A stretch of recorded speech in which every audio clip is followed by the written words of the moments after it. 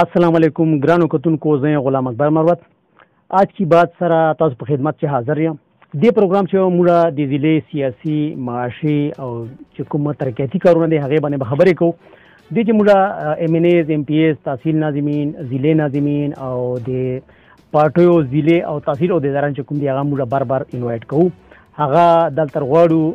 بولو یې موږ وایو چې دې پروګرام چې تاسو سره مخامخ شي. نن موږ میلمه چې کوم دا د الخدمت فاونډیشن یو غټ نام او د جماعت اسلامی ضلعي امیر عزیزاللہ خان ده. عزیزاللہ خان صاحب، زه تاسو ته په خپل پروګرام آج کی بات چې هر کله وایم ډېره مهرباني چې تاسو وخت راکړه. خبره دا ده چې الخدمت فاونډیشن په تیر د کووډ 19 چې کوم هغه لاکډاون و د دوران ډېر زیات فوډ پیکیجز تقسیم کړل. خو د مروتو علاقې چې کوم بنیادي مسله ده د چړو اوبو مسله ده. تاسو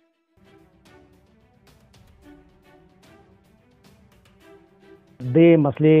ختمولو لپاره چې داسې قدم اخیستی ده، نو هغه نه موږ خبر کوم. اعوذ بالله من الشیطان الرجیم، بسم الله الرحمن الرحیم.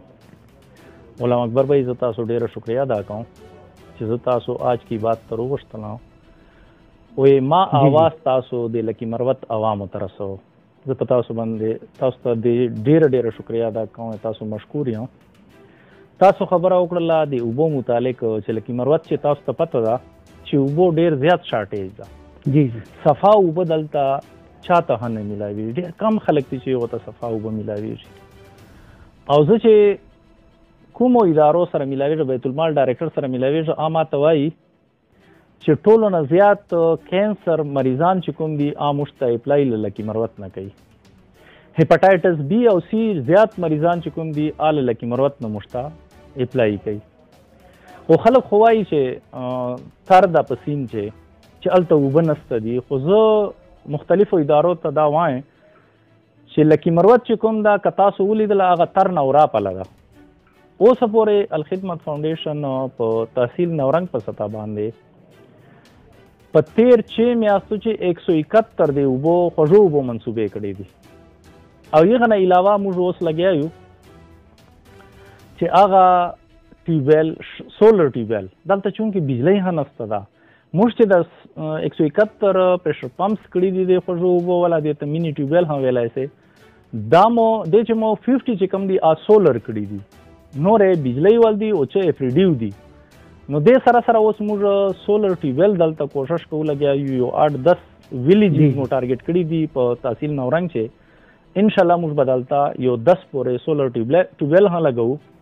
چې څه طریقه هی موږ کوشش دا ده چې په راتلونکي 2-3 کالو چې دلته د اوبو مسله بالکل ختم شي، چې صفا اوبه هر سړي ته ورسېږي. بل مې دا ویله چې دې نه علاوه دلته ډېر زیات یتیمان دي په ضلع چې هغې پره داسې یوه اداره نشته ده چې لکه څرنګه آغوش ته یا بله داسې اداره ده چې هغه سپورټ کړي. تاسو دې پره چې داسې کوشش کړی ده یتیمانو دپاره مو چې داسې پلانینګ جوړ کړی ده یا مو چې داسې منصوبه روانه ده؟ غلام اکبر بھائی، په دې وخت باندې د نه مخکې موږ کوشش کوو چې آغوش جوړ کړو. تاسو سره خبره ما هم کړې وه په دې عقله باندې، او اوس هم هغه ان پروسس ته موږ لګیا یو چې داسې فیزیبل ځای موږ ته پیدا کړو، هلته 10-15 کنال چوک راکړي. په دې حوالې سره ما امین جان خان سره هم خبره کړې ده، هغه ماته ویلي دي چې په هایوې سره نږدې زه به محمد کلي خوا ته ځای درکړم، هلته تاسو آغوش جوړ کړو. خو هغه جوړېدو نه مخکې موږ سټپ اخیستی ده. په دې وخت باندې موږ تقریبا 150 یتیمان چې کوم دي هغه سپانسر کړل. د دې ماشومانو سکولونو چې داخله اخیستل، داخله چې چوره ټیویشن فیس ته فرض کړئ 800 روپۍ ده یا 1000 روپۍ ده، هغه به موږ ته ورکوو منتلی. دوی کپړو بندوبست به موږ کوو،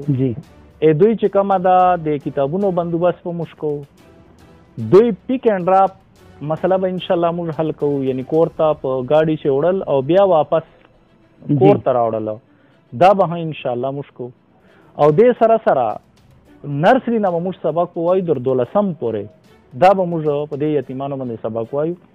او دې دوران چې دغه ماشوم او د مور چوره علاج بالکل دا به انشاءالله موږ کوو. دا موږ بیړه اخیستې ده. دا 150 ماشومان خو نورنګ چې به انشاءالله ویدین ا منت لانچ سي. فهرستونه تیاریږي لګیا دي، هغه فهرستونه موږ مرتب کوو. اگلے مهینه چې کوم د اگست 1 اگست یې غنه ان شاء الله دا 150 ماشومان روان سي. دا به موږ اډاپټ کو او د سره سره یو 200 مزید ماشومان دي اب ان شاء الله موږ سلیکټ کوو دلته یغه لپاره به هم فهرستونه مرتب کوو اب هم ان شاء الله موږ په دغه طریقې باندې یعنی 350 وي تقریبا. دا مې ویله چې یتیمانو سره سره چې کوم لکه په معاشره چې د کونډو زندګي ډېره په مشکله باندې وي کونډو لپاره تاسو چې داسې پروګرام شته ولې چې موږ په علاقې چې کونډې ډېرې زیاتې دي او دوباره واده کولو داسې خاص رواج نشته ده نو هغه لپاره تاسو چې داسې منصوبه شروع کړې ده هغه بحالي لپاره یا هغه ته سپورټ ورکولو دپاره؟ شکر الحمدلله موږ په دې وخت باندې 2 کورونه کونډو دپاره تیار شوي دي او دا هغه کونډې چې هغه ماشومان واړی 16 سال نه کم ایج بالکل جی صحیح خبره ده او کورونه په داسې حالت چې کمرې پر ډنګېږي یې بیخي کور یې نه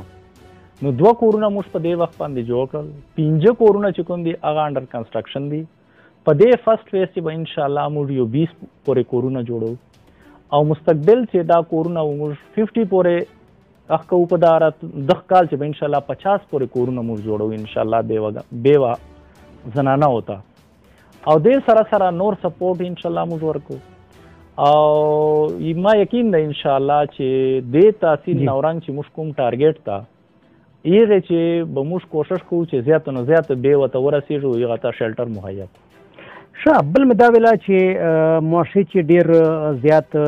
بیګاړ جوړ سلی ده لکه معاشره ډېره غلط طرف باندې روان ده اوس اصلاحي کمیټې چې دي دې باندې کوشش کوي چې موږ دغه طرف ته لاړ شو فلاحي کارونه وکړو آیا ته د معاشرې اصلاح لپاره چې داسې پروګرام لرې یا چې داسې پلان دې سته چې په طریقې باندې دغه معاشرې چې یوه تبدیلي راځي او د معاشرې کامیابي لپاره به ته څه قدم اخلې؟ غلام اکبر بھائی زه تا ډېره شکریه ادا کوم تا انتهایی کوشلی سوال وکړو هغه بنیادي سوال ده زه وایم چې که دا صحت نه اوبو نه مړی او هر شي نه دا چې کوم دا بنیادي سوال ده چې معاشره چې امني نو معاشره به په کفلي انداز باندې روانې دلته به محبت دي یو بل سره به بایچارئ او که معاشره چې بګاړي به هېڅ شی نشي کېدلی موږ یو اصلاحي تاریخ شروع کړی ده چې عامو سټارټ نورنګ نه اخیستی ده او مسلسل لګیا یو سلولی اینڈ سټډیلی په ټول تحصیل چې ویړو هغه نه بعد موږ پروګرام دا ده چې ټولې ضلعې ته واړو موږ په هرې محلې چې هر کلي چې 10-12 کسانو کمیټۍ جوړو او نوجوانان یو هغو ته یو ټارګټ ورکوو دا ورکوو چې اول کار خو دا ده چې تاسو به د الله او د الله رسول په لارې باندې شو تاسو به قرآن او په حدیث باندې عمل کوو تلاوت پکو لمونځ وکاو یعنی الله تعالی چې او د الله تعالی رسول چې کوم احکامات یا به ټول تاسو فالو کوو دومره خبره ده چې مور او پلار اطاعت پکو فرمانبرداري وکاو ځکه چې مور او پلار چیرې هم سړي ته غلطه لار نه ورشي هغه سړي ته یو سموت کوشلې لار ورشي چې د لارې باندې لاړ شي نو دی چې به ته کامیاب سي درېیمه خبره تاسو پته ده چې په دې معاشرې چې په دې علاقې چې ډېر زیات غریبانان دي او دومره غریبانان دي چې انسان تصور نشي کولی مشام مړی نه میندئ نو دې نوجوانانو موږ ډیوټي لګوو چې تاسو به ماښام ماخوستان یخ ټایم پورې خپل کور ته نه درومو چې څو پورې تاسو ټول محلې یا کلي چې شورېدلي نه یو هلته مو دغه غریبان خلک چې کوم دي عامو ټارګټ کړي نه وي عامو هغو مو نشاندهي نه یې کړی او بیا هغه بعده مو په خپله باندې دې لپاره د مړیو د سبزي بندوبست نه یې کړی چای ګوړیو د غوړیو بندوبست نه یې کړی او که تاسو سره دا شای نه برابرېدو نو موږ ته به کال کوو انشاءالله موږ به تاسو سپورټ کوو خو داسې به موږ چیرې نه وکړو چې یو کس ته وږی تږی شپې وده سي دا شای به موږ ختموو څلرمه خبره چې کوم ده دلته مریضان دي او مریضانو مسله دا ده چې که لږ کې پیسې په ولګېږي 10-10 روپۍ نو هغه خو چیرې څه طریقې باندې د خپل خپلوان هغه مریض پر ارینج کړي خو که دا پیسې لکونو ته واوړي نو هغې ارینج کول دا ټول عزیز او اقربا او رشته دار دا ټول ورته ناسي او هغه کوم مریض چې کوم یې هغه له درد نه هغه کوي تکلیف یې ورته درد یې ورته او هغې له وجې نه ډېر زیات پریشانه وي د خپل خپلوان یې پریشانه وي او د مریض چې کوم ده دا یې پریشانه وي په تکلیف چې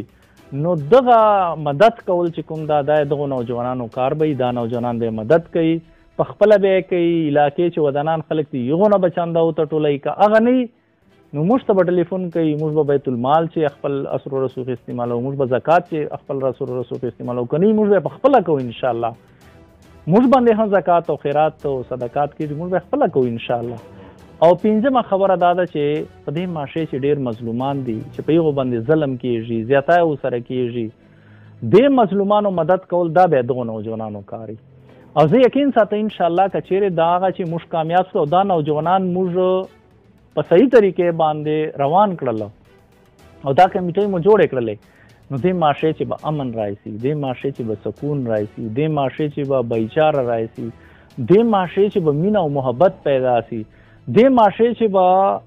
نږدېوالی راشي یو بل کس. او داسې یو کښلی معاشره به چې هغه موږ کوم سوچ ته یا خوب مو دا چې دا به یو کښلی اسلامي فلاحي معاشره او د معاشره په وجه باندې بدلته ان شاء الله یو انقلاب را درومي. ډیره مهرباني عزیزالله خان صاحب، تاسو ډیره شکریا چې تاسو موږ ته خپل وخت راکړو، موږ پروګرام چې موږ شرکت وکړو. موږ پروګرام چې هر چاته دعوت ته هر څوک راتلی شي، دلته خپل اظهار خیال کولی شي. ان شاء الله ډیر زر به یو بل پروګرام چې تاسو په خدمت کې حاضرېږو، هغه پورې اجازه غواړو. الله پامان.